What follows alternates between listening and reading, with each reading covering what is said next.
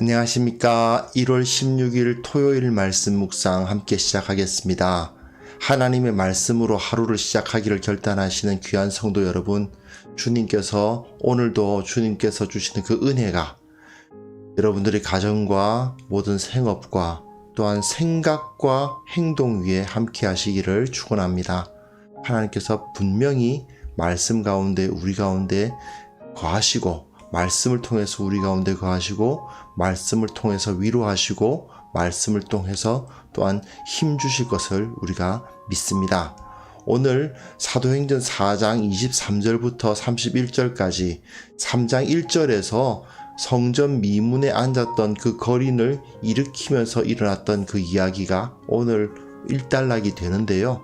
이 본문을 통해서 우리 인생길에 걸어가는 그 길에서 내가 정말 올바로 가고 있는가, 내가 정말 바른 길을 걸어가고 있는가를 확인할 수 있는 증거가 무엇인지 한번 생각해 볼 수 있는 그런 시간이 되었으면 좋겠습니다. 그러면 우리 함께 말씀을 보겠습니다. 사도들이 노임에 그 동료에게 가서 제사장들과 장로들의 말을 다 알리니 그들이 듣고 한마음으로 하나님께 소리를 높여 이르되, 대주제여, 천지와 바다와 그 가운데 만물을 지은 이시여, 또 주의 종 우리 조상 다윗의 입을 통하여 성령으로 말씀하시기를, 어찌하여 열방이 분노하며 족속들이 허사를 경영하였는고, 세상의 군왕들이 나서며 관리들이 함께 모여 주와 그의 그리스도를 대적하도다 하시니로소이다. 과연 헤롯과 본디오 빌라도는 이방인과 이스라엘 백성과 합세하여 하나님께서 기름 부으신 거룩한 종 예수를 거슬러 하나님의 권능과 뜻대로 이루려고 예정하신 그것을 행하려고 이 성에 모였나이다. 주여, 이제도 그들의 우여함을 굽어보시옵고, 또 종들로 하여금 담대히 하나님의 말씀을 전하게 하여 주시오며, 손을 내밀어 병을 낫게 하시옵고, 표적과 기사가 거룩한 종 예수의 이름으로 이루어지게 하옵소서. 빌기를 다음에 모인 곳이 진동하더니 무리가 다 성령이 충만하여 담대히 하나님의 말씀을 전하니라. 네, 지금 우리가 예루살렘의 유대인 교회가 어떻게 발전되어 나가고 있는지를 확인하고 있죠. 전체적으로 내용들을 좀 이해를 해주셨으면 좋겠어요. 지금 예루살렘 교회가 어떻게 시작했는가가 1장부터 5장입니다. 6장 7절까지인데 1장부터 이제 5장까지라고 보면 되고요. 그 6장 1절부터 7절까지라고 볼 수 있는데, 여하튼 그리고 6장부터 이제 9장까지는 이제 어떤 박해가 일어나는가, 10장부터 12장까지는 그것에 의해서 어떻게 이방인 교회가 성장할 수 있었는가, 그런 이야기가 기록되어 있는데, 일단 예루살렘 교회가 시작되어 발전되는 이야기가 진행되고 있습니다. 그리고 그 가운데서도 특별히 이제 성전, 종교 기득권과의 갈등이 일어나는 것을 볼 수가 있어요. 이 상당히 우리들에게는 관심을 가질 필요가 있는 겁니다. 성전과의 갈등이 일어나는데, 이제 종교 기득권과의 그 갈등 가운데 있는데, 그 가운데서도 오늘은 이제 성전 미문에서의 그 이적이 일어나고, 그 다음에 베드로가 두 번째 설교를 하고, 그 다음에 성전 제포대에서 이야기를 하고, 어제 다뤘죠? 그리고 오늘은 이제 이 부분, 이 3장 1절부터 시작되는 이 부분의 결론부라고 할 수가 있겠습니다. 자, 이렇게 다룬 다음에 이 베드로의 입을 통해서 우리에게 전달된 복음의 내용에 대해서도 좀 기억을 할 필요가 있어요. 절대로 잊어서는 안 되는 것입니다. 이제는 새로운 시대가 왔다. 어떤 특정한 사람, 대제사장을 통해서, 성전을 통해서 하나님 앞으로 나아가는 것이 아니라 모든 믿는 사람이 성령을 받아서 하나님 앞에 담대히 나아갈 수 있는 시대가 열렸다. 그런 이야기가 일단 이 1번에서 나왔죠. 그리고 2번에서 나온 것은 무엇입니까? 기존의 성전은, 그죠? 1번 이 부분에서는 무슨 얘기가 나가느냐? 모든 사람, 아이고, 제가 이걸로 쓰기는 좀 어렵네요, 역시. 모든, 이건 쓰는 거 포기하겠습니다. 어쨌든, 모든 사람이 하나님 앞에 나아갈 수 있는 시대가 됐다는 거고, 2번, 이 성전은 지금 하나님의 대적이 되어버렸다. 좀 전까지만 해도, 구약시대까지만 해도 성전은 하나님의 영광을 나타내는 곳이고 하나님 앞에 온전한 제사를 드리는 곳이고 하나님의 백성들이 모여서 주님께 영광을 돌리는 곳이었지만, 그리고 대제사장은 하나님을 계시하면서 하나님이 어떤 분이신지를 백성들에게 알려주는 그런 존재였지만 이제는 아니라는 거죠.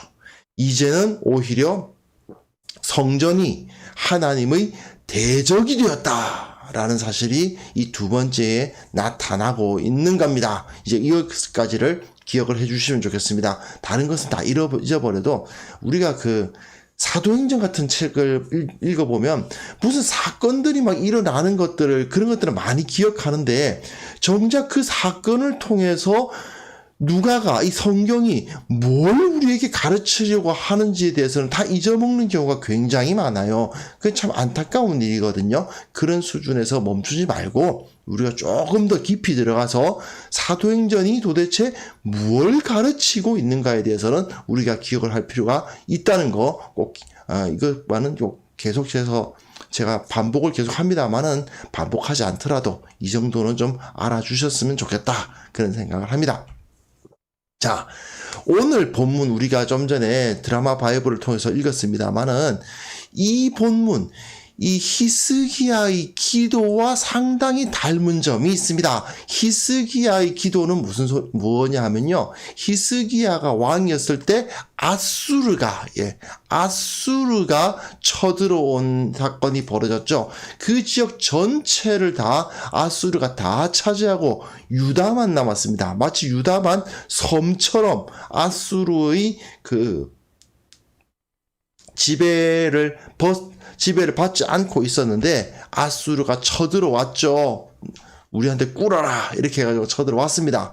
그래가지고는 그 아수르의 왕 산헤립이 그 쳐들어왔는데 그 가운데서 랍사게라는 녀석이 막 그 앞에 나가가지고 막 그냥 욕을 하죠. 이제 너희들이 빨리 항복해라. 히스기야 말 듣다가 너희들 다 죽는다. 도대체 어느 신이 이 아수르의 군대를 막아줬단 말이냐. 막 그런 이야기를 하는 것을 들으면서 모두가 굉장히 사기가 꺾여 있는데 이제 빨리 항복해라 하고 이제 항복을 독촉하는 문서를 딱 받았죠. 근데 그것을 받은 상태에서 그 문서를 들고 성전에 들어가지 않습니까? 성전에 들어가서 기도를 하는데 이것이 바로 그 히스기야의 기도예요. 열왕기 하에도 나와 있고 이사야에도 나와 있는데 저는 이사야를 조금 다른데 그 내용이 조금 다르지만 거의 비슷합니다. 근데 저 이사야를 그대로 그냥 이렇게 인용해 왔습니다. 그룹 사이에 계신 이스라엘의 하나님 만군의 여호와여, 주는 천하 만국의 유일하신 하나님이시라. 주께서 천지를 만드셨나이다 라고 주님이 최고의 위대하신 왕이다 라는 것을 선포한 다음에 그 다음에 현재 상황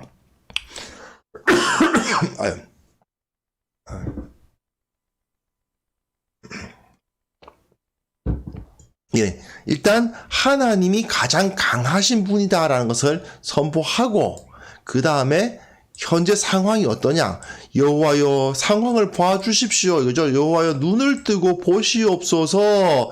아수르의 왕들이 땅을 황폐하게 하였고 그들의 신들을 불에 던지고 이제 다른 나라들을 다 그 신을 불에 던졌다는 말은 결국은 다른 나라들을 다 차지했다 그런 말입니다. 그러니 우리 하나님 여호와여 이제 우리를 그의 손에서 구원하사 천하 만국의 주인이 여호와인 줄을 알게 하옵소서.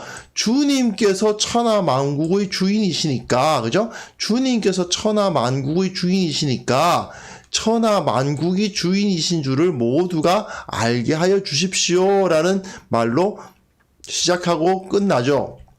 그리고 그 가운데 현재 자기가 어떤 상황을 당하고 있는지에 대해서 호소하는 그런 내용으로 되어 있거든요. 이런 구조와 거의 비슷하게 지금 오늘 이들의 그 기도가 이루어지고 있는 겁니다. 첫 부분 보시면요. 사도들이 놓였습니다. 근데 체포됐다가 나온 거 아니에요. 사람들은 지금 이 예루살렘 교회 사람들은 전부 100% 유대인들입니다. 유대인들은 지금까지 어떤 질서 가운데 살았습니까? 성전이 다스리는 질서 가운데 살았잖아요. 대제사장이 자기들의 종교적인 대표일 뿐 아니라 정치적인 대표이기도 해요. 그런데 그런 상황에서 대제사장의 대적이 되었다는 것을 깨닫게 됩니다. 사도들이 노임에 그 동료에게 가서 제사장들과 장로들의 말을 다 알렸다. 이런 위협을 하더라. 그런 말을 듣고는 사람들이, 그 교인들이, 예루살렘 교회 교인들이 한 마음으로 소리를 높여 큰 소리로 기도하기 시작합니다. 근데 대주제여 천지와 바다와 그 가운데 만물을 지으신 이시오. 예, 그죠? 이게 이 앞부분 주께서 천지를 만드셨나이다 라고 히스기야가 기도했던 것과 예, 마찬가지죠. 그 만물 가운데 만물을 지으신 그 대주제여 하고 기도를 시작하지 않습니까? 그러면서 현 상황을 이야기하는데 이 현 상황을 이야기할 때 다시 우리 조상 다윗의 입을 통하여 이렇게 되어 있어요. 오늘따라 약간 제가 목이 좀 마르네요. 죄송합니다. 네, 우리 조상 다윗의 입을 통하여라는 것은 시편 2편 1절과 2절입니다. 이게 어디냐면 성령으로 말씀하시기를 어찌하여 열방이 분모하며 족속들이 허사를 경영하였는고 세상의 군왕들이 나서며 관리들이 함께 모여 주와 그 그리스도를 대적하도다. 여기까지가 그래 정확하게 말하면 여기 부분이네요. 여기가 예, 시편 2편 예, 1, 2절이에요. 글씨 참, 예, 지우는 게 좋겠습니다. 예. 어쨌든, 이들이 지금 하나님이 대주제이심을 고백하면서 하나님이 가장 높으신 분이시라고 고백한 다음에 시편 2편을 인용하면서 지금 이런 일들이 시편 2편에 예언되어 있는 일들이 벌어지고 있습니다. 라고 기도하는 거예요. 어떤 상황이냐 하면, 하나님의 나라의, 그러니까 이스라엘이죠. 시편 2편에서는 이스라엘의 왕이 서게 되면 어떤 일이 벌어지느냐. 그 주변의 이방 나라들이 이스라엘 왕을 시기해가지고 어떻게든 그 이스라엘 나라의 왕을 해하려고 노력을 한다는 겁니다. 그런 노래가 이루어져 있어요. 그렇지만 하나님께서 그 이스라엘의 왕을 지키시사 그 주위 나라들을 평정하게 하시고 이기게 하신다. 이게 시편 2편의 노래인데 여기서도 마찬가지로 일이 벌어지고 있다 그 말입니다. 예수 그리스도께서 하나님 나라의 왕으로서 등극을 하시니까 어떤 일이 벌어지느냐. 세상의 군왕들이 나서며 관리들이 함께 모여 주와 그의 그리스도를 대적하도다. 하나님과 메시아 그리스도를 대적하도다 하셨던 그 기도가 이 시편 2편의 기도가 그대로 지금 이루어지고 있다라는 거죠. 그런 노래를 하고 있어요. 지금 진짜 하나님의 아들, 진짜 그리스도이신 예수님께서 그 왕좌에 오르시니까 세상 나라들, 세상의 군왕들과 관리들이 함께 모여서 그리스도를 대적하고 있습니다. 그렇게 보고를 하는 거죠. 그러면서 실제로 그 예언이 어떻게 이루어졌느냐. 헤롯과 본디오 빌라도가 무엇입니까? 세상의 군왕들이잖아요. 세상의 군왕들이 나섰다. 그렇게 말하고 있습니다. 하지만 사실 헤롯과 본디오 빌라도가 중요한 존재가 아니죠. 여기서 중요한 것은 뭐냐면 이스라엘 백성이 거기에 가담하고 있다는 것이 중요한 겁니다. 이스라엘 백성은 하나님의 백성이잖아요. 근데 하나님의 백성이라고 불려야 마땅한 이스라엘 백성이 헤롯과 본디오 빌라도와 함께 가담하고 있다라고 지금 부르짖고 있어요. 그러면서 하나님께서 기름 부으신 거룩한 종 예수를 거스르고 있다. 이방인들이 그 하나님께, 그러니까 헤롯, 본디오 빌라도, 즉 세상의 군왕들과 이방인들이 하나님께서 기름 부으신 거룩한 종 예수를 거스르는 것은 이해가 되는데, 이스라엘 백성이 합세해서 하나님의 종 예수님을 거스르고 있다라고 지금 고백하고 있잖아요. 자, 여기서 매우 중요한 메시지가 나오죠. 예전의 이스라엘이 하나님의 백성이 더 이상 아니다라는 것입니다. 성전을 중심으로 하고 있는 그 대제사장의 지휘를 받고 있는 유대인들이 하나님의 백성이 아닌 것이 되었다라고 지금 고백하고 있습니다. 그러면서 하나님의 권능과 뜻대로 이루려고 예정하신 그것을 행하려고 무엇입니까? 하나님께서 뜻대로 예정하셨어요. 어떤 예정입니까? 이런 자들이 예수님을 거스를 거로 예정하신 그 일을 하려고 이 성에 모여 있습니다. 세상의 군왕들이 나서며 관리들이 함께 모여 주와 그 그리스도를 대적하도다 했던 그 일이, 그 일이 시편 2편에 있었던 그 일이 지금 이루어지기 위해서 지금 이런 일이 벌어지고 있습니다라고 고백하고 있는 거죠. 지금 이들은 상당한 고난을 눈앞에 두고 있습니다. 지금까지는 자기들의 대표였고, 지금까지는 자기가 가장 편안하게 느꼈던 장소, 하나님을 높이는 장소, 성전이었는데, 더 이상 그 성전이 우리들에게 우호적이지 않고, 더 이상 대제사장이 하나님 나라, 그 하나님의 백성들의 대표가 될 수 없다는 것을 깨닫게 되는 거죠. 이것이 이들에게 나타나고 있습니다. 그건 어떻습니까? 이전까지 자기들이 가지고 있었던 정체성이 부인당하고 있죠. 지금까지 이 사람들은 성전이 아니라 각 사람이 예수 그리스도로 말미암아 성령을 받아서 하나님 앞에 나아갈 수 있는 시대가 되었다고 가르치고는 있었지만, 그렇다고 대놓고 성전에 대해서 반대하거나 대제사장을 정죄하거나 하지는 않았었거든요. 그런데 이제 명백하게 실체가 드러났다라는 것입니다. 성전은 결코 하나님 나라의 상징이 될 수 없다.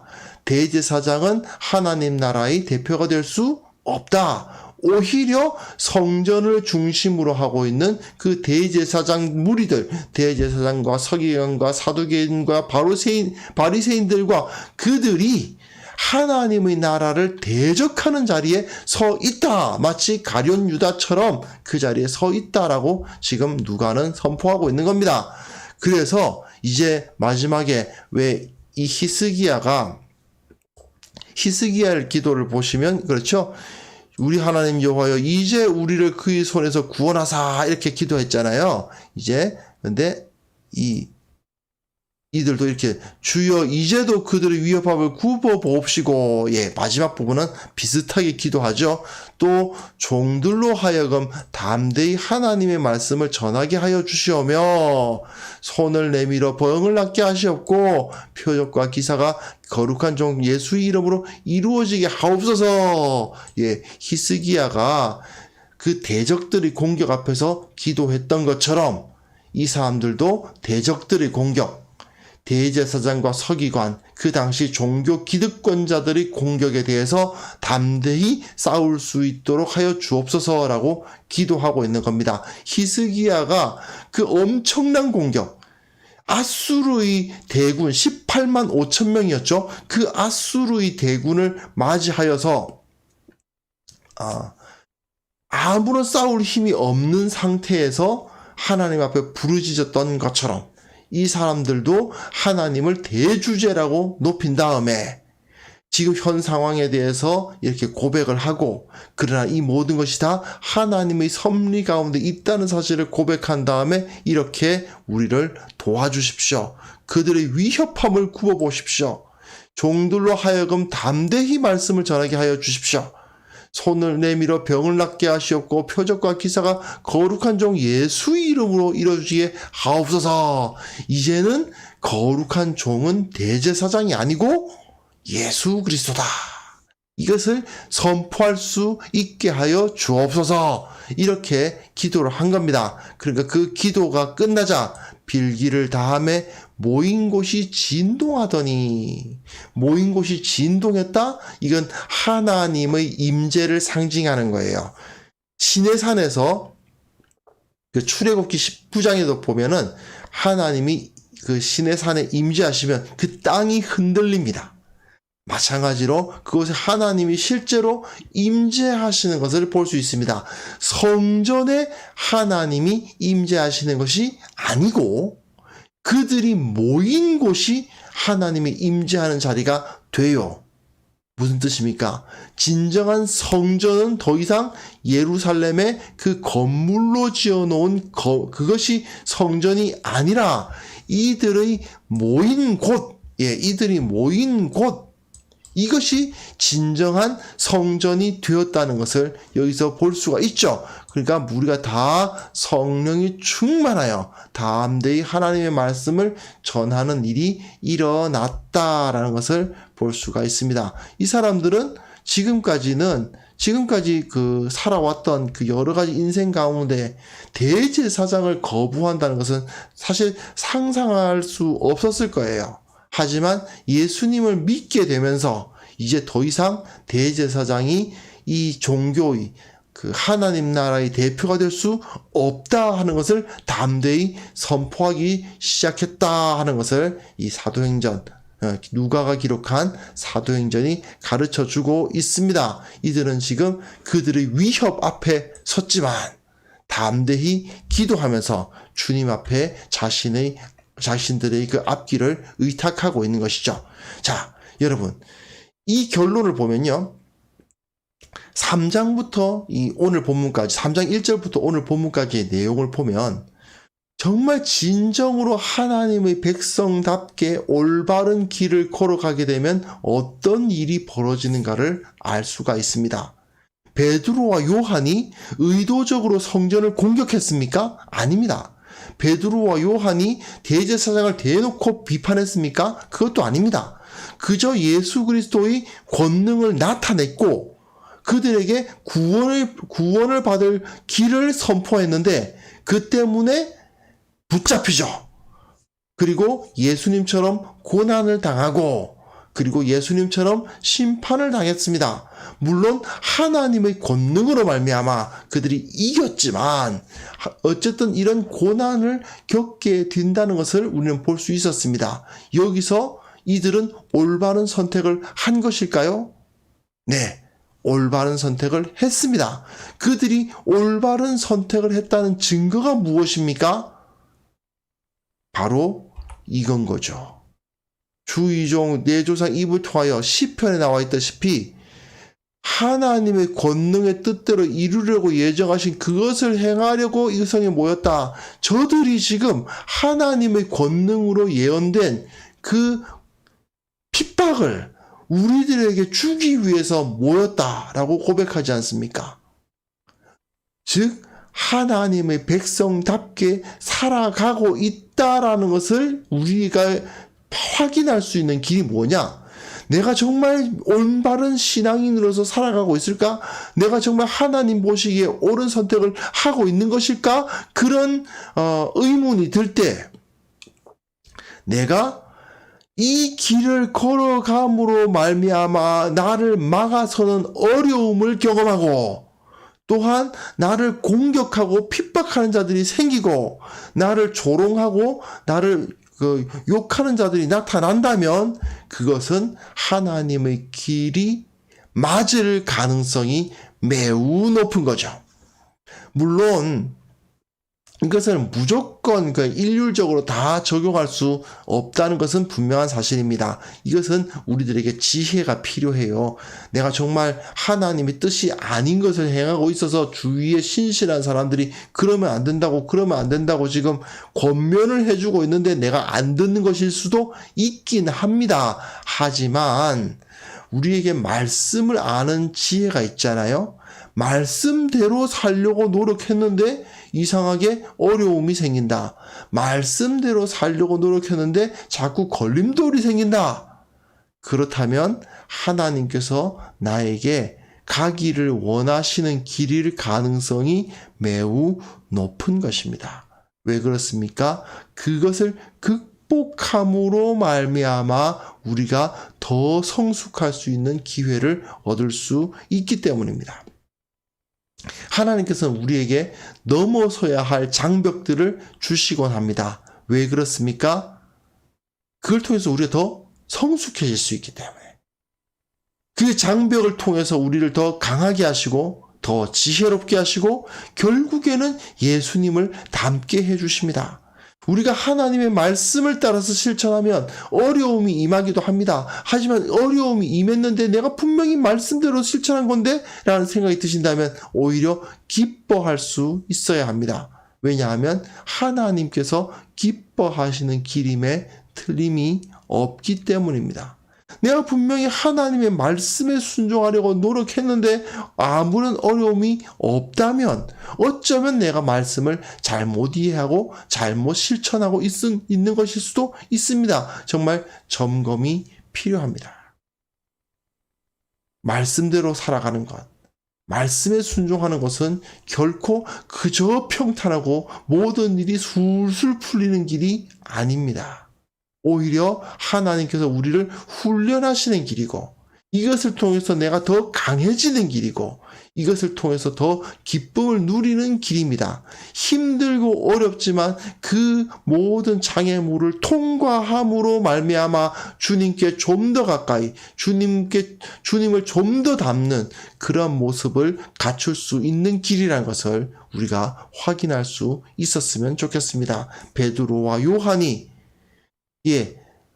예수님처럼 붙잡히고 예수님처럼 재판을 당하는 그런 과정 가운데서 이들은 더욱더 예수님의 모습을 드러낼 수 있지 않았습니까? 마찬가지로 우리에게도 그런 일이 있을 수 있다는 것을 인정하고 비록 힘들고 어려운 길이 내 눈앞에 놓였다 하더라도 내가 분명 하나님의 말씀을 따르고 있는 것이 분명하다면 오히려 기뻐하고 즐거워하고 이걸 통해서 내가 한층 더 성숙할 수 있으리라는 것을 확신할 수 있었으면 좋겠습니다.